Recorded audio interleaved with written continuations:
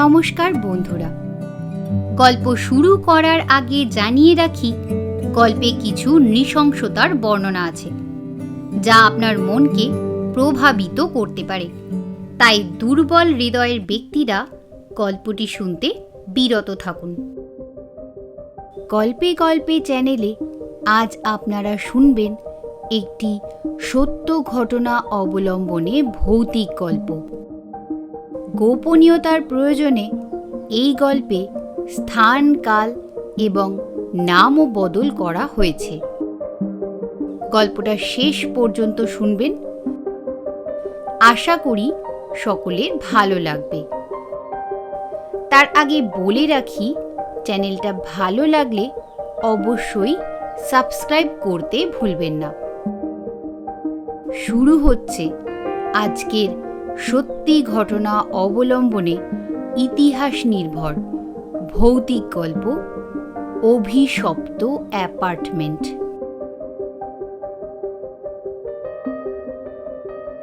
আমি সুবর্ণপুর গ্রামের মেয়ে।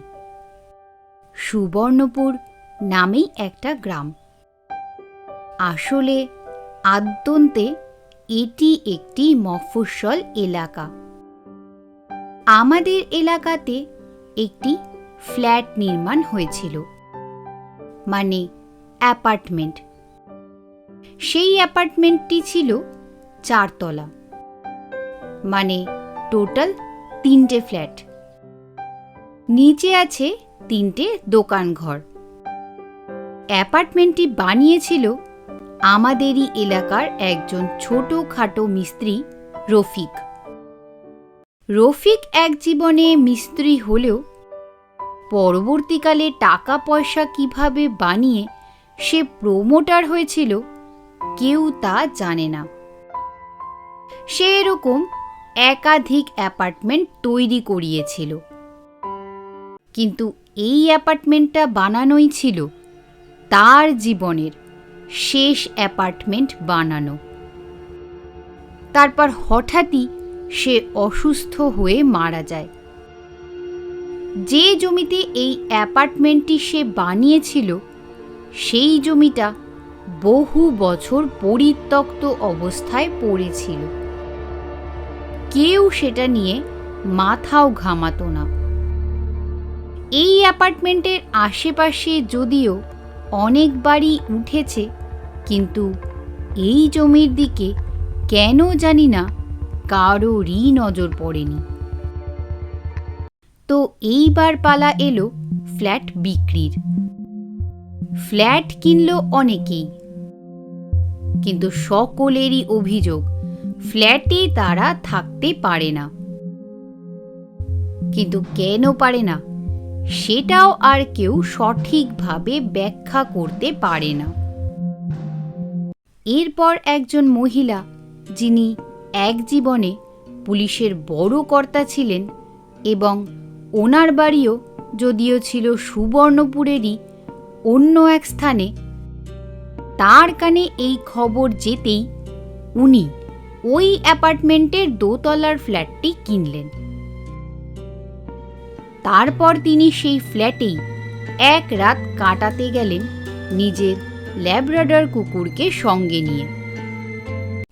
কিন্তু উনি নিজের বেডরুমে শুয়ে সারা রাত করিডরে আর বাইরের ড্রয়িংয়ের কিসের যেন ছায়া দেখতে পেলেন। আর সেই সাথে সারা রাত তার কুকুরের চিৎকার। উনি বিরক্ত হয়ে সারা রাত ঘুমোতে পারলেন না, কিন্তু মরিয়া হয়ে আরেকটা রাত তিনি ট্রাই করলেন। আর এইবার বেডরুমের দরজা বন্ধ করে দিলেন ভেতর থেকে,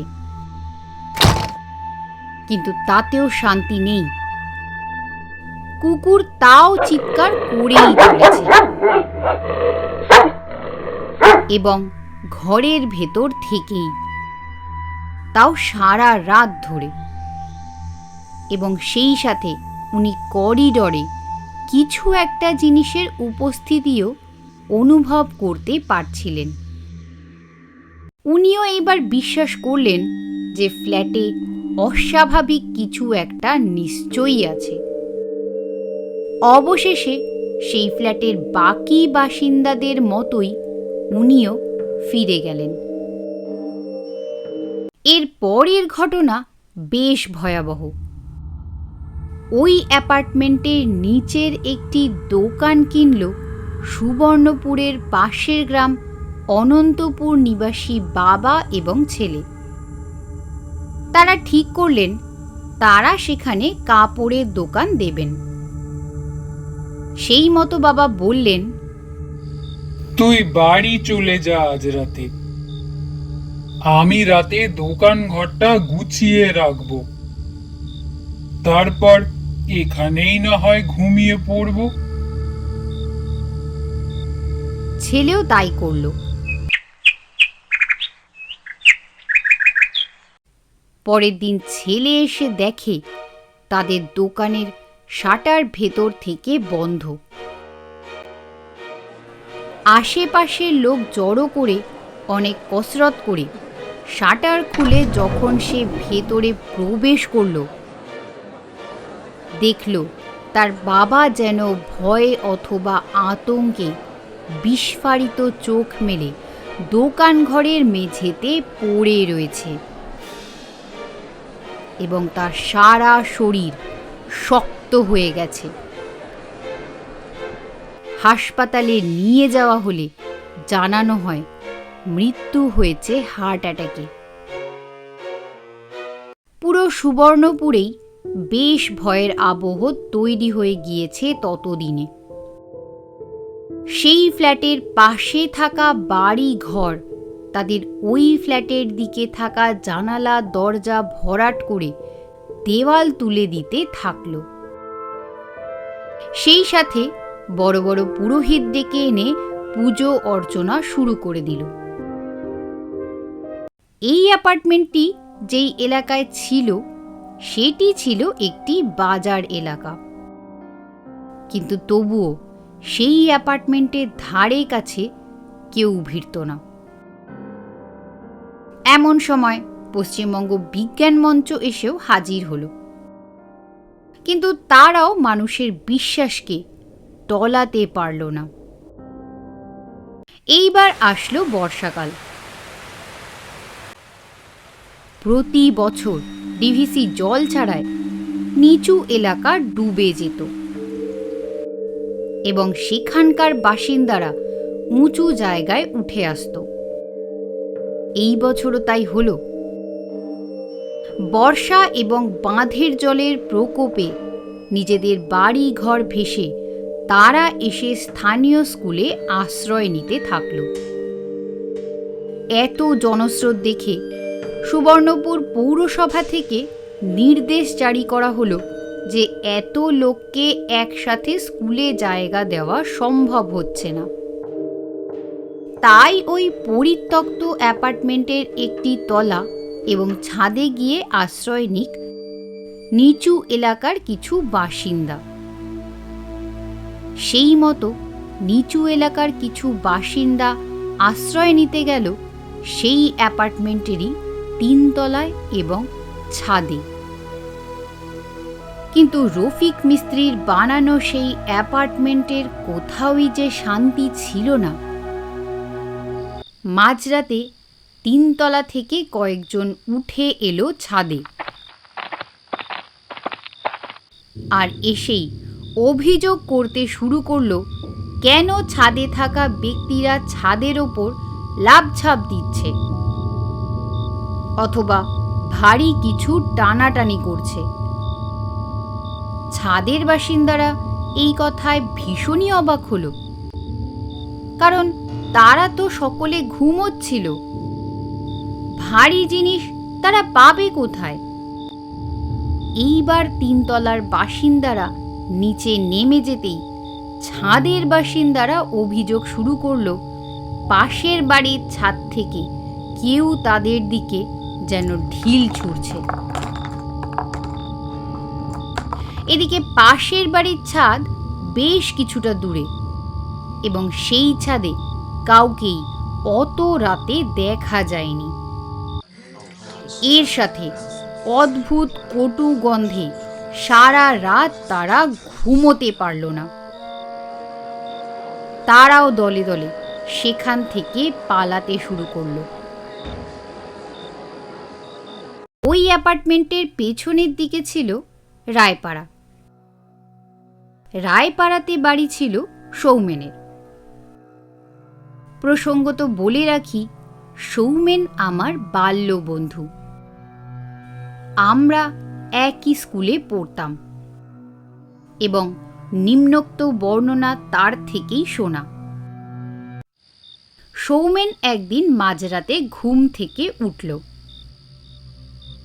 ওদের বাড়ির ভেতরে শৌচালয় ছিল না। শৌচালয় ছিল বাড়ির বাইরে। সে প্রকৃতির ডাকে বাড়ির বাইরে বেরিয়ে এলো। যদিও ওদের রায়পাড়া এবং সেই অ্যাপার্টমেন্টের মাঝখানে ছিল একটা সুউচ্চ পাঁচিল, কিন্তু পাঁচিলের ওপরের অংশ থেকে অপর প্রান্তের অ্যাপার্টমেন্ট যে কারোরই নজরে পড়তে পারত। সেদিন ছিল পূর্ণিমার রাত।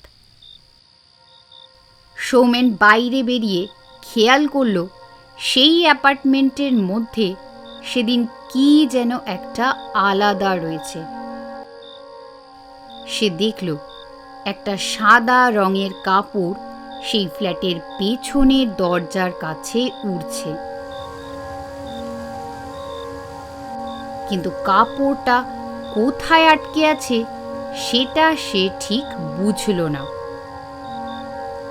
তার মনে হলো যেন একজন নারী অবয়ব একটা সাদা শাড়ি পরে দাঁড়িয়ে সামনের আকাশে থাকা পূর্ণিমার উজ্জ্বল গোলাকার চাঁদটাকেই এক মনে দেখছে। এখন সৌমেনও সেই অদ্ভুত দৃশ্যের দিকে একই দৃষ্টে তাকিয়ে রইল। সে মন প্রাণ থেকে চাইছিল তার চোখ সেই পূর্ণিমার উজ্জ্বল চাঁদের দিকে তাকিয়ে থাকা নারী অবয়বের ওপর থেকে সরুক,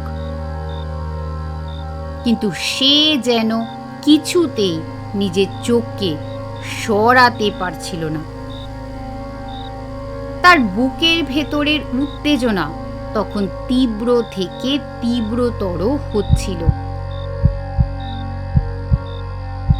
এমন সময় পেছন থেকে একটি পুরুষ কণ্ঠস্বরে সৌমেনের যেন জ্ঞান ফিরল, আর সে তার চোখ সামনের পাঁচিলের অপর প্রান্তের সেই অ্যাপার্টমেন্টের দিক থেকে সরিয়ে নিল। পেছন ফিরে তাকিয়ে দেখল তার বাবা তাকে ডাকছে। সৌমেন সম্বিত ফিরে পেয়ে ঘরে ফেরার জন্য উদ্যত হতেই আবারও তার চোখ গেল অ্যাপার্টমেন্টের পিছনের দরজার দিকে। আর এইবার যেন তার মনে হলো সেখানে সাদা শাড়ি পরে দাঁড়িয়ে থাকা সেই নারী অবয়ব এখন আর পূর্ণিমার উজ্জ্বল গোলাকার চাঁদটাকে দেখছে না, বরং সেই নারী অবয়ব এখন যেন ঘাড় ঘুরিয়ে তাকেই দেখছে। সৌমেন হয়তো আবারও সেই নারী অবয়বের দিকে মোহিত হতো, কিন্তু তার বাবার বজ্রকণ্ঠ আবারও তার সম্বিত ফিরিয়ে এনে তাকে ঘরে ফিরতে বাধ্য করে। এই ঘটনার কিছুদিন পরে জানতে পারলাম সৌমেনের মতো ঘটনা রায়পাড়ার অনেক পুরুষের সাথেই ঘটেছে, এবং তাদের মধ্যে এক দুজন পুরুষ রায়পাড়া আর সেই অ্যাপার্টমেন্টের মাঝের পাঁচিল টপকে অ্যাপার্টমেন্টের পেছনের দরজার দিকেও বেশ কিছুটা অগ্রসর হয়েছে, কিন্তু সৌভাগ্যক্রমে তখনও কোনো বড় বিপদের খবর পাওয়া যায়নি। এবং সেই বড় বিপদ আটকানোর জন্যই রায়পাড়ারই বেশ কিছু ইচ্ছুক ব্যক্তি মিলে রফিক মিস্ত্রির তৈরি করা অ্যাপার্টমেন্টের সেই জমির রহস্য উদ্ঘাটনে উদ্যোগী হল আর জানতে পারল পাঁচিল ঘেরা সেই রায়পাড়ার ইতিহাস। বহুকাল আগে সুবর্ণপুর কিছু সামন্ত প্রভুদের দ্বারা শাসিত হতো, যারা কোনো এক মোগল সম্রাটের অধীনস্থ ছিলেন। সেই সামন্ত প্রভুদের পরিবারে ছিল একটি বোন। বোনটি ছিল বোবা এবং কালা, কিন্তু কালের নিয়মে তার শরীরেও যৌবন এসেছিল। কিন্তু বোবা কালা হবার কারণে তার পরিবার তার বিবাহ নিয়ে চিন্তান্বিত ছিল না। এমন সময় হঠাৎ সেই এলাকাতে এলেন একজন তান্ত্রিক। সেই তান্ত্রিক রায়পাড়া সংলগ্ন সেই পরিত্যক্ত জমিতে শুরু করলেন নিজের সাধনা। তার সাধনার সময় সেই বোবা কালা মেয়েটি অবশ্য বেশ কয়েকবার সেই তান্ত্রিকের নজরে এসেছিল, কিন্তু মেয়েটির বংশ পরিচয় ছিল সাধুর অজানা। তান্ত্রিক তন্ত্রবিদ্যায় পারদর্শী হলেও তিনিও তো আদতে ছিলেন একজন পুরুষই, এবং এক সময় যৌবনোচ্ছল সেই অসহায় বোবা কালা মেয়েটির প্রতি তিনি আকৃষ্ট হতে থাকেন। মেয়েটি প্রথমে আতঙ্কিত হলেও পুরুষের স্পর্শে আর নিজেকে আটকাতে সে পারেনি। একসময় সেও নিজেকে সমর্পণ করল সেই তান্ত্রিকের কাছে। এইভাবে চলতে শুরু করলো তাদের গোপন প্রণয়।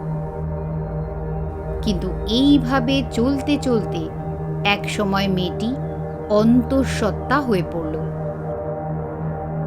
এবং তার প্রভাবশালী পরিবার সেই কথা জানতে পেরে গেল।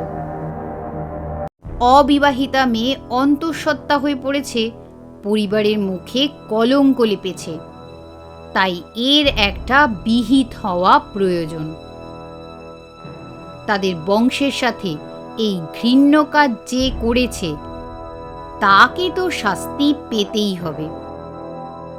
তাছাড়া এই ঘটনা যদি মোগল সম্রাট জানতে পারেন, তাহলে তাদের জায়গিরদারের উপাধি তিনি কেড়ে নিতেও খুব বেশি দেরি করবেন না, এবং তখন তাদের অবস্থা হয়ে পড়বে রাস্তার ভিখিরির সমান। তাই তারা ঠিক করলো যা করতে হবে সবটাই গোপনে। কিন্তু ততদিনে বেশ অনেকটাই দেরি হয়ে গেছে। অন্তঃসত্ত্বা বোনের গর্ভজাত সন্তান অনেকটাই পরিণত হয়ে গেছে, আর তাই তাকে হত্যা করা অসম্ভব, কারণ এতে তাদের বোনের জীবনও খোয়াতে হতে পারে তাদেরকে। তাই এখন একটাই উপায়, আর তা হলো অপেক্ষা। আর সেই অপেক্ষা মতো নির্ধারিত দিন আসলো। জন্মালো একটি ফুটফুটে শিশু। কিন্তু সেই ফুটফুটে শিশুর ভাগ্য একেবারেই সুপ্রসন্ন ছিল না, উল্টে ছিল কণ্টকময়। বোবা কালা মেয়েটির সামন্ত দাদারা ততদিনে জেনে গেছে তাদের বোনের গোপন প্রণয়টি আসলে কে, এবং তারা এইবার একটা ছক তৈরি করল কি করে নিভৃতে সকলের চোখের আড়ালে এই পাপ এবং পাপী দুজনকেই দুনিয়া থেকে সরিয়ে ফেলা যায়। সেই মতো এক গভীর রাতে তারা রায়পাড়ার পার্শ্ববর্তী সেই পরিত্যক্ত ভূখণ্ডে আক্রমণ করল,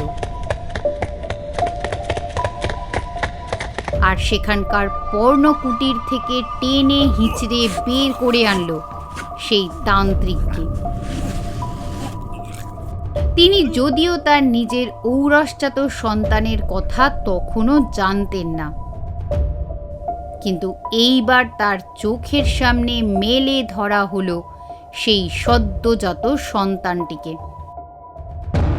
তান্ত্রিকের সমস্ত শরীর কেঁপে উঠল। তিনি চূড়ান্ত অবাক হলেন এবং অনেক আকুতি মিনতি করলেন সেই সন্তানটিকে নিষ্কৃতি দেবার জন্য। তিনি এও কথা দিলেন যে তিনি তার সেই সন্তানটিকে নিয়ে অন্যত্র যাত্রা করবেন এবং আর কখনোই তিনি এখানে ফিরে আসবেন না। কিন্তু সামন্ত প্রভুদের নজরে এ কাজ ছিল চূড়ান্ত অপরাধের। গোপনে প্রেম এবং সেই সঙ্গে অবৈধভাবে তাদেরই বোনকে গর্ভবতী করে দেওয়া, তারা আর নিজেদের ক্রোধ সংবরণ করতে পারল না।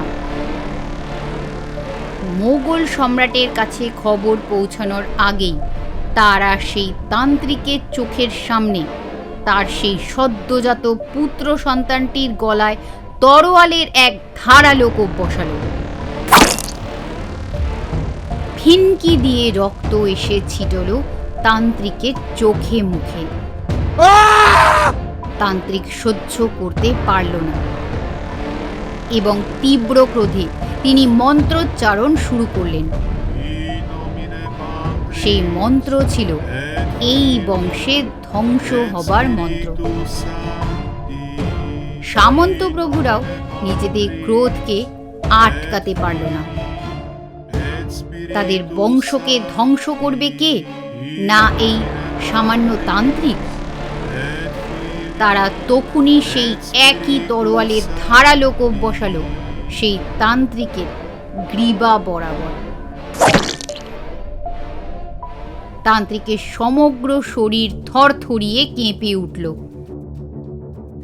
মৃত্যুশয্যায় তিনি সেই পরিত্যক্ত জমিটিকে অভিশপ্ত করে যান এবং সেই সাথে পার্শ্ববর্তী রায়পাড়াকেও চিরকালীন নিকৃষ্ট লোকেদের বসবাসকারী স্থান হিসেবে থেকে যাবার অভিশাপ দিয়ে যান। যদিও এর চেয়ে বেশি কিছু করা তান্ত্রিকের পক্ষে সম্ভব হয়নি। তার আগেই তার মৃত্যু ঘটে এবং সেই পরিত্যক্ত জমিতেই তান্ত্রিক এবং তার সদ্যজাত মৃত পুত্র সন্তানকে সামন্ত প্রভুরা কবর দিয়ে দেন। এই ঘটনা অনেকেই জানতেন, কিন্তু এই ভয়াবহ ঘটনার বিভীষিকার কারণে তারা কেউই মুখ খুলতেন না। কিন্তু তাদের পরবর্তী প্রজন্মকে এই কাহিনী শুনিয়ে যেতেন।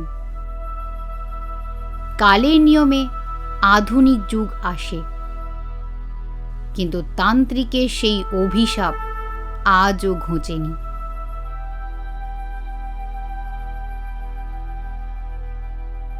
গল্পটি আমরা অভিনয়ের মাধ্যমে শোনাতেই পারতাম, কিন্তু এতে গল্পটির যে সত্যতা রয়েছে সেটি অনেকাংশেই ক্ষুণ্ণ হতো।